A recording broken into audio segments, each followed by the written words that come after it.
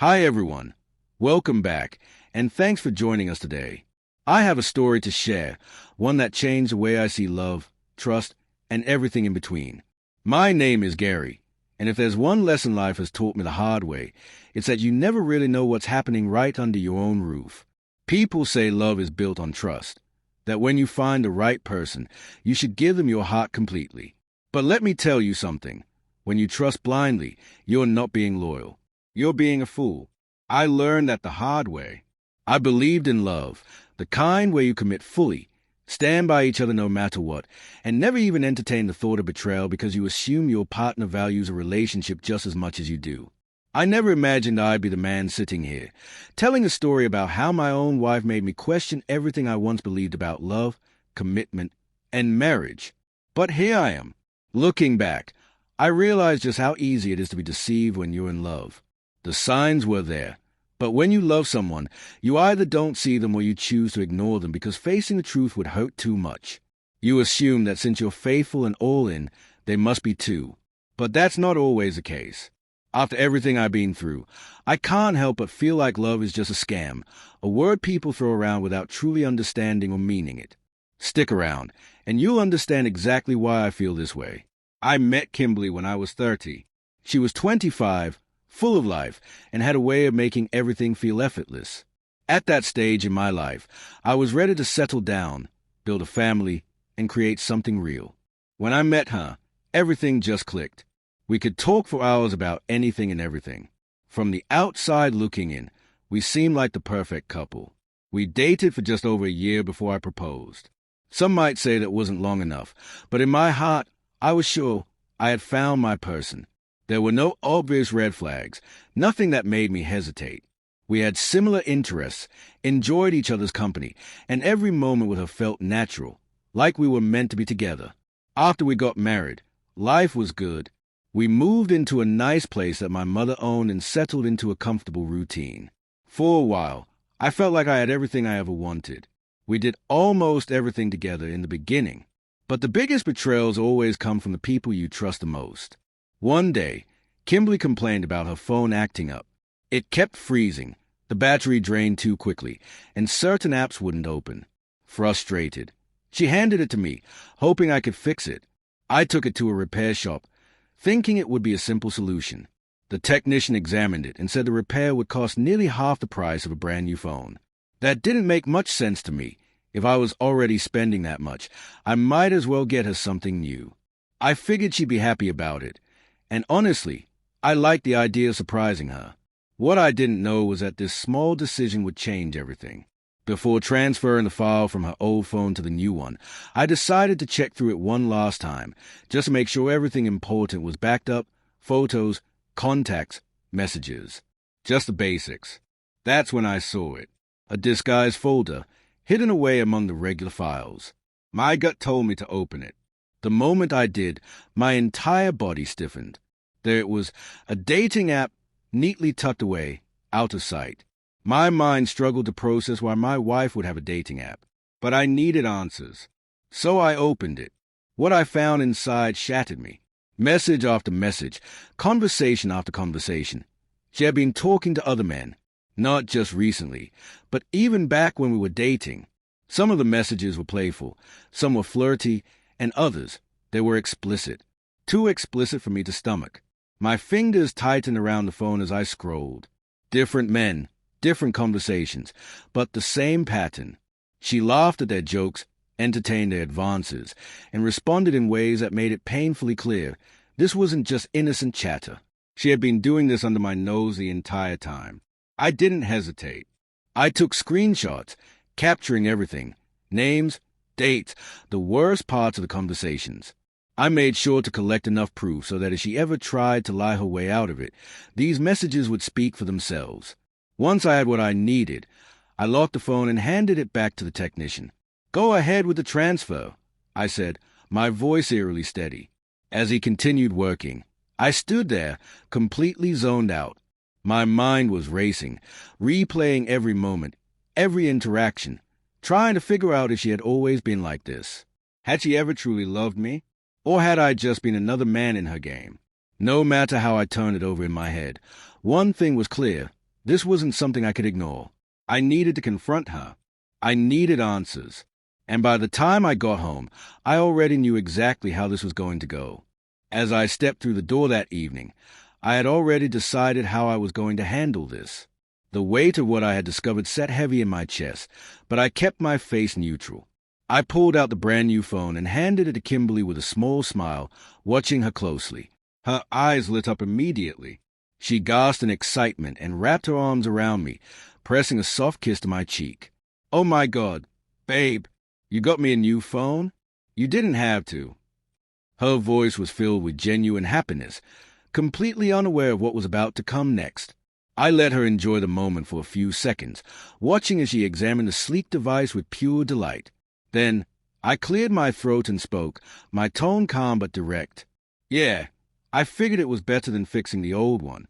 By the way, I looked through your phone before the transfer started." The moment those words left my lips, the excitement in her eyes flickered and dimmed. Her smile wavered. "Excuse me," she said, her brows drawing together slightly. I met her gaze, unwavering. "I saw the dating app. Kimberly, I saw the messages. You've been talking to other men." For a second, she just stared at me. I could see her mind racing, trying to figure out the best way to respond. Then, she scoffed and crossed her arms. "You went through my phone? Seriously, Gary? That's an invasion of privacy. Do you not trust me?" I had expected this reaction, deflection, shifting the focus onto me instead of addressing what she had done. But I wasn't going to let her manipulate the conversation. "That's not the point," I said firmly. "I want to know why you have a dating profile and why you're talking to other men." Her expression shifted again. For a moment, she looked caught, like she hadn't anticipated that I'd confront her so directly. She let out a sigh, her voice suddenly quieter. "Look, I wasn't trying to do anything serious," she mumbled. "I was just, I don't know, bored, I guess. I never actually planned to meet anyone." I clenched my jaw, anger simmering beneath my skin. "Do you understand how messed up that is?" I asked, my voice low but firm. "Giving attention to someone outside of our marriage is how things start falling apart. I don't want that happening to us." She bit her lip, her gaze darting away like she couldn't handle the weight of her own actions. I took a deep breath, making my stance clear. "You need to end this. Delete the app. Cut off every guy you've been talking to. I need to know that this will never happen again." She hesitated for a moment, then nodded slowly. "Okay, I'll delete it." Right there in front of me, she pulled out her phone and uninstalled the app. I watched as the icon disappeared from her screen.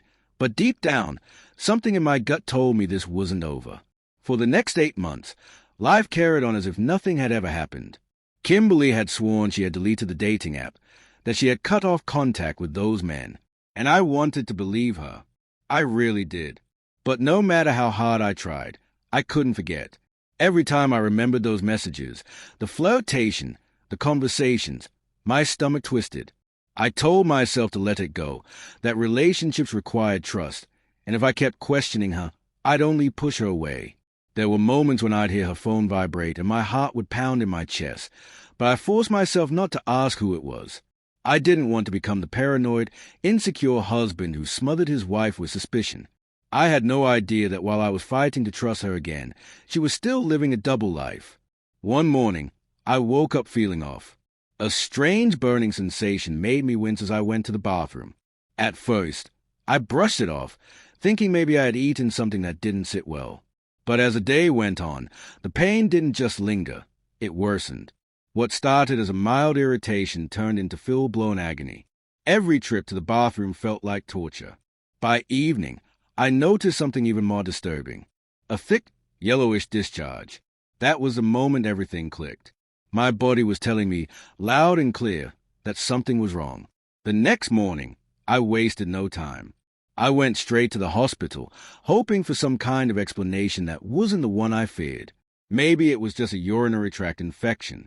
Maybe there was another, more innocent reason for my symptoms.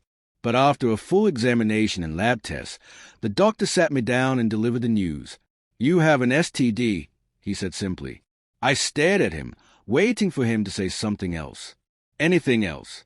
But all he added was, "These infections are only transmitted through sexual contact." That was it. There was no other explanation. My wife had slept with someone else. I walked out of that hospital in a daze, my thoughts tangled in a storm of disbelief and fury. That night, I lay in bed beside Kimberly, staring at the ceiling while my mind raced in 100 different directions. The next morning, I woke up early, my resolve hardened. I moved through the kitchen in silence, pouring myself a cup of coffee, rehearsing exactly how this was going to go. A few minutes later, Kimberly walked in, still drowsy from sleep. She smiled, kissed my cheek, and for the first time, I had to fight the instinct to recall. I had to fight every muscle in my body from pushing her away in disgust. I waited as she poured herself some coffee, took a seat, took a sip. Then I looked her dead in the eye and asked, "Kim, have you been with anyone else?" Her reaction was immediate. Her face twisted into an offended glare, as if I had just accused her of something unthinkable. She set her cup down with a sharp clink. "Excuse me? What kind of question is that?" "A simple one," I said, my voice unwavering. "Have you been with another man?" Her expression darkened, anger flashing in her eyes. "I can't believe this," she spat. "Are you seriously accusing me of cheating? After everything we've been through?" I didn't blink. "Did you cut off the guys from that dating app like you promised?" That was when she exploded. "Oh my God, you're really bringing that up again? I told you, I deleted everything. Do you have any idea how exhausting it is to be with someone who doesn't trust you? This is ridiculous, Gary, absolutely ridiculous." But I wasn't backing down. "Then hand me your phone." She recoiled slightly, pulling the phone back toward her. "No, that's an invasion of privacy." I nodded slowly, keeping my expression neutral. "All right then," I said, my voice calm. "Let's go to the hospital and get tested together." She leaned back in her chair, crossing her arms over her chest. "I don't have to prove anything to you." That was all the proof I needed. I exhaled through my nose, pretending to let it go. I forced my shoulders to relax, giving her the illusion that I was backing down. But the moment she turned her head, I lunged. In one swift motion, I snatched the phone from her hands. Before she could react, I pressed it against her face to unlock it. She shrieked, jumping up from her seat, grabbing at me in desperation. But it was too late. The screen lit up. I started scrolling. And there it was. Everything I feared. Messages, images, receipts, conversations with multiple men, some recent, some stretching back months, explicit texts, plans to meet up, "I miss you" messages sent late at night. She never stopped, not even after I had confronted her, not even after she swore she had deleted everything, not even after I had begged her to end it. She had been lying to my face this entire time. Slowly, I turned to look at her, my heart pounding but my voice eerily calm. "How could you be this unfaithful?" She didn't even try to deny it. She didn't cry. She didn't apologize. Instead, she scoffed. Then, with a smug little smirk, she raised her hand and flipped me off right to my face. Something inside me snapped. "Pack your stuff," I said, my voice as cold as steel. "This marriage is over. I want you gone before I get back." She smirked again, as if she thought I was bluffing. I didn't argue. I didn't yell. I didn't give her the satisfaction of seeing me break. I grabbed my car keys, walked straight out the door, and left her sitting there. I drove just a few blocks before pulling over. My hands were steady as I picked up my phone. "Find me the best divorce lawyer in town," I said. "I want this done immediately." By the time I arrived at my parents' house, I already knew I wouldn't be going back. Not that day, maybe not ever. They welcomed me in, confused by my unexpected visit so early in the morning. I didn't explain. Not yet. I wasn't ready to say the words out loud. When I finally returned to my house 2 days later, it was empty. She was gone. I didn't have to wonder where she went. The truth found me soon enough. She had moved straight into another man's house, one of the guys she had been seeing behind my back long before I ever suspected a thing. That realization burned in a way I can't even describe. People talk about divorce like it's just paperwork, like it's some clean-cut process where you sign a few documents and walk away. But the reality is brutal. Divorce isn't just about legally separating from someone. It's about untangling yourself from the life you built with them. It's about waking up and realizing that the person you loved, the person you sacrificed for, the person you thought you would grow old with, was never really yours to begin with. The pain is something I wouldn't wish on my worst enemy. Maybe it hurt more because I truly loved her, because I gave her everything. And in return, she gave me nothing but lies. But I learned the hard way. And now, I want other men to learn without having to go through the same pain. First, never love blindly. Love is supposed to be built on trust, but trust should never be given freely. It has to be earned. I trusted Kimberly because I wanted to believe in her, not because she deserved it. That was my mistake. Second, if someone disrespects you once, they will do it again. I caught her talking to other men, and instead of walking away, I let her convince me it was harmless. That was the moment I should have left. Third, trust actions, not words. People will tell you what you want to hear, but their actions will always expose the truth. Kimberly told me she deleted the app. Kimberly told me she ended things. But Kimberly was still sleeping with other men behind my back. And lastly, when someone shows you who they are, believe them. The first red flag is all you need. Don't wait for 10 more. I don't share this story for sympathy. I share it because I know there's a man out there who needs to hear this. If you're ignoring the signs, if you're convincing yourself that your gut feeling is wrong, if you're making excuses for a woman who keeps disrespecting you, don't. Protect your heart. Protect your future. And if you know someone who needs to hear this, send them this message. It might save them from the pain I went through.